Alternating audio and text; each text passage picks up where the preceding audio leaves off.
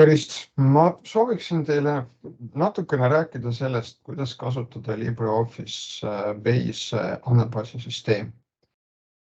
LibreOffice Base nagu ka Microsoft Access kuuluvad sellisesse andmebaasisüsteemide klassi, nagu on töölaua andmebaasisüsteemid, ehk siis Desktop Database Management System. Ja neid iseloomustab see, et nad pakuvad palju viisardeid ja graafilisi tööriistu selleks, et hõlbustada andmebaasiga töötamist, selleks, et võib-olla seda andmebaasiga suudaks töötada ka mitte IT-taustaga inimene. Ja samuti on sellistesse andmebaasisüsteemidesse sisse integreeritud andmebaasi rakenduse loomise vahendid, nii et on võimalik kohe sealsamas süsteemis luua näiteks nii andmebaas tabelite näol, kui on ka võimalik sinna peale luua andmebaasi rakendus, mille kaudu on võimalik hallata nendes tabelites olevaid andmeid. Mul on siin üks LibreOffice Base andmebaas loodud, ma panen selle käima. Ja tegelikult see LibreOffice kontoripakett ja see Base andmebaasisüsteem, et sisemiselt nad kasutavad hoopis ühte teist andmebaasisüsteemi, mille nimi on HSQL DB ja mis siis on nimetatud manus andmebaasisüsteem või Embedded Database Management System. Ja selle manus andmebaasisüsteemi mõte seisneb selles, et tegemist peab olema väikese jalajäljega, väga töökindla süsteemiga, mida on siis võimalik manustada või sängitada teiste programmide sisse, nii et kui see teine programm võetakse kasutusele, siis see andmebaasisüsteem tuleb kaasa ja suudab seal tegelikult siis pika aja vältel tõrgeteta töötada, sellepärast et ei ole sellise süsteemi puhul kindlasti eraldi andmebaasi administraatorid, kes hakkaks seda andmebaasisüsteemi üleval hoida. Nüüd, kui ma võtsin selle andmebaasi faili lahti, siis te võite kohe näha, et siin on võimalus siis tegeleda nii selle andmebaasi poolega, siis luua tabeleid, luua sinna tabelite peale päringuid, kui on võimalik tegeleda andmebaasi rakenduse poolega, et siis sinna tabelite ja päringute põhjal, mis on siis loodud, et sinna peale luua näiteks vorme ja aruandeid ehk siis trükis. Nüüd, kui ma valin siit tabelid, siis siit on näha need tabelid, mis on andmebaasis juba olemas. Ja tegelikult siit tööriistade alt on võimalik valida siis seosed. Ja niimoodi näha siis sellise visuaalse pildina nende tabelite vahelisi seoseid. Ja siit niimoodi ühe pildi pealt on näha siis selle andmebaasi struktuur. Nii et see meenutab seda Microsoft Accessi andmebaasi tööriista, kus on ka seoste vaatamise võimalus, Database Tools Relationship. Et samasugune võimalus on olemas siin LibreOffice Base andmebaasis.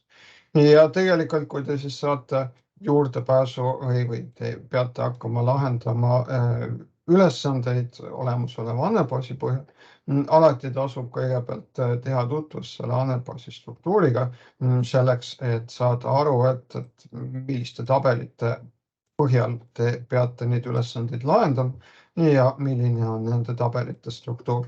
Nii et siin on võimalik seda paigutust parandada ja kui ma võtan tööriistade seosed, siis tegelikult see parandatud paigutus on ka salvestatud.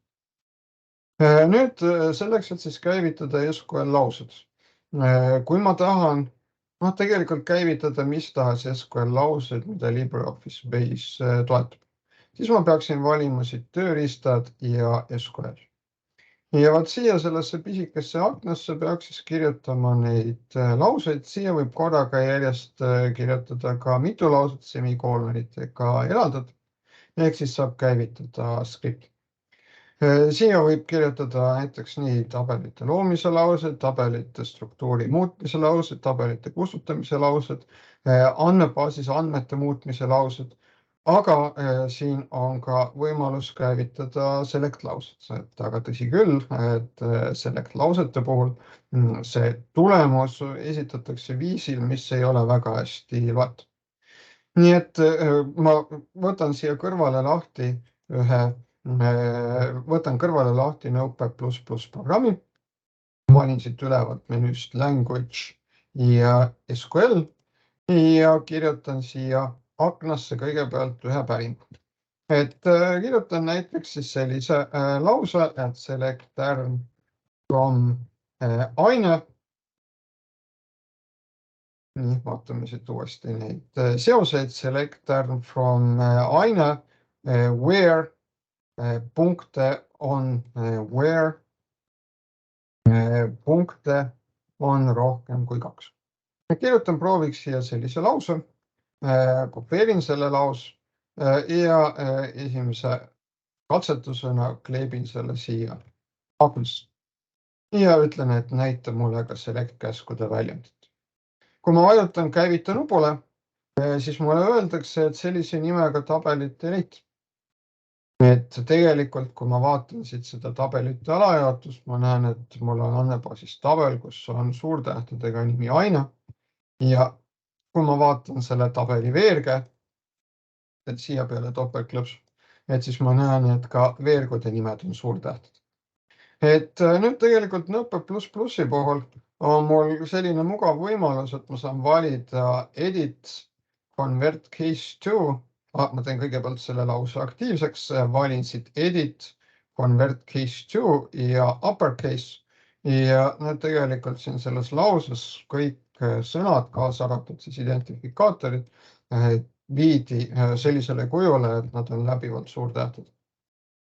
Kui ma nüüd siis võtan ja proovin uuesti seda lauset siin käivitada, panen siia ka linnukes, vajutan käivitamise nupule, et siis te näete, et mulle öeldakse, et käsk on edukalt täidetud ja siin ma näen selle päringu tulemust, aga tuleb tõdeda, see ei ole väga hästi lahti. Nii et mis nüüd puudutab siis SQL Select lausete koostamist, et neid tegelikult tuleks siin selle LibreOffice Base'i puhul luua ja käivitada hoopis niimoodi, et te valite siit päringud ja siis koostate siin päringu SQL vaates. Nii et võtan siit päringud ja koosta päring SQL vaates. Nii et vaat siit kaudu ma saan koostada ja käivitada ainult select laused. Et ei insert, update, delete ega create, alter, drop laused, mis siit kaudu koostada ega käivitada ei saa. Nii et kõikide seda tüüpi lausete puhul selleks käivitamiseks tuleb kasutada seda akent. Küll aga siis select lausete koostamiseks saan ma kasutada natukene mugavamat kasutajaliidest. Valin siit koosta päring SQL vaates ja näete, tuleb mulle ette aken, kus kohas ma saan sisestada SQL laus. Kirjutada siis SQL Select laus. Kopeerin siia uuesti selle enda poolt koostatud lause, millega ma siis otsin selliseid õppeaineid, mille punktide arv on suurem kui 2. Ja nüüd selleks, et seda lauset käivitada, vajutan siin sellele käivitamise nupule, et see käivitamise nupp näete on siin, et kiirkorraldus oleks siis vajutada F5. Ja nagu te näete, vajutasin praegu F5 või oleks vajutanud siis siia nupule ja nüüd see päring siin tegelikult siis ka täidet ja mulle näidatakse siin selle päringu tulemus. Nüüd siia LibreOffice Base'i on ka integreeritud üks tööriist, mis on siis mõeldud selle jaoks, et hõlbustada SQL Select lausete koostamist. Et selline tööriist on olemas ka Microsoft Access'is ja Microsoft Access'is, see on siis graafiline SQL lausete koostamise keskkond. Et nagu te näete, midagi analoogilist on olemas ka LibreOffice Base keskkonnas. Et olgu siis veel kord korratud, et tegelikult selline graafiline liides SQL lausete koostamiseks, eeskätt select lausete koostamiseks, realiseerib tegelikult visuaalset andmebaasi keelt, mille nimi on Query by Example, mis mõeldi välja juba 1970. aastate lõpus. Ja mille idee seisneb siis selles, et sellise graafilise esituse kaudu on võimalik koostada andmebaasi päring.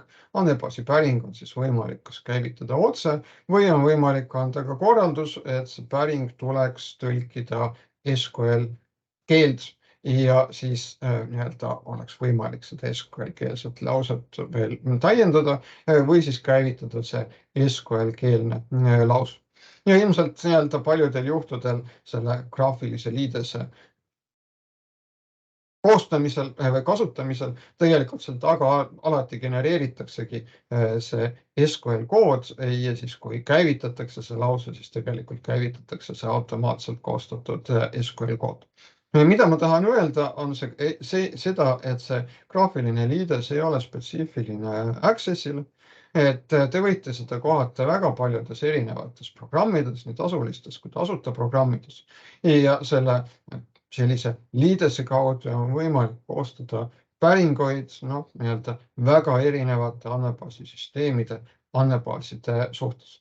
Nii et mul on võimalus siis ka kasutada siin seda graafilist disaini.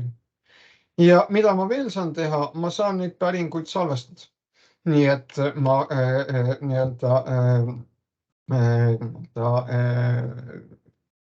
näiteks salvestan selle päringu nime all ained. Ja nüüd ma saan teha siis päringu omakorda siis selle salvestatud päringu põhjal. See salvestatud päring, millele ma andsin nime, et see tegelikult on virtuaalne tabel. Nii et kui ma nüüd teen järgmise päringu, select tern from, kirjutan siia ained, vajutan käivitamise nupule, et siis te näete, et nüüd, kuna see nimi on siin, sisaldab väiketähti, et siis ma saan nüüd ka selles päringus kasutada väiketähti. Et kui ma kirjutan niimoodi, et siis hoopis nüüd mulle öeldakse veateade, et sellise nimega tabelit ei ole. Ja kui ma kirjutan niimoodi, et siis mulle ka öeldakse veateade, et sellise nimega tabelit ei ole. Ehk et ma pean kirjutama praegu niimoodi ja ma tegin päringu siis selle siin andmebaasis loodud ja salvestatud virtuaalse tabeli ehk vaate põhjal. Nii et see oleks siis lühidalt kõik, mida ma tahtsin rääkida teile selle kohta, kuidas LibreOffice Base'is koostada SQL lauseid. Et võib-olla mainiksin siis ka seda, et kui me räägime sellest, et teil on vaja nende SQL ülesannete lahendamiseks teil on vaja testandmeid, siis teil tegelikult on võimalik siit kaudu ka soovi korral neid testandmeid siis ka ise juurde lisada, muuta või kustutada läbi selle graafilise kasutaja liides. Et näiteks ma teen siin selle rea aktiivseks, vajutan delete klappi, kustutan selle rea ära.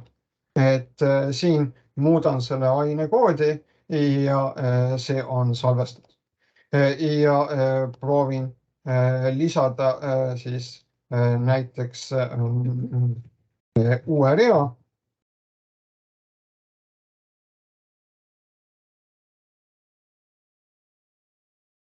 Ja salvestamiseks lähen järgmisele reale ja see rida on siia juurde lisatud.